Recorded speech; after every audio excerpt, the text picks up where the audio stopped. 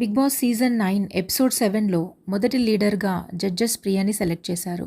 అలా కాకుండా మొదటి లీడర్ని కూడా ఏదైనా గేమ్ పెట్టి సెలెక్ట్ చేస్తే బాగుండేది.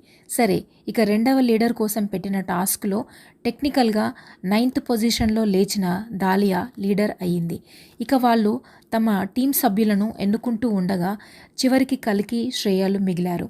అప్పుడు దాలియా కలికిని సెలెక్ట్ చేసుకుంది. అదే దాలియా టీంకి టర్నింగ్ పాయింట్ అయ్యింది. ఎందుకంటే చివరి వరకు ఉండి చాలా అద్భుతంగా ఆడిన కలికి ఫోటోనే కలికి కుండలో ఉండటంతో ఆమె విన్నర్ అయ్యింది. ఇక చివరిగా మిగిలిన శ్రేయాని ప్రియా టీంలో పెట్టారు. ఆమె టీంకి ఎక్స్ట్రా మెంబర్ అయినప్పటికీ ఆ టీంకి బలం కాకుండా ఆ టీం ఓటమికి కారణం అయ్యింది. అది ఎలా అంటే పవన్ కుండలో కలికి ఫోటో చూశానని ఆమె చెప్పటం వల్ల ప్రియా పవన్ని కుండ పగలగొట్టమని చెప్పింది. లేకపోతే ప్రియా టీం గెలిచి ఉండేదేమో.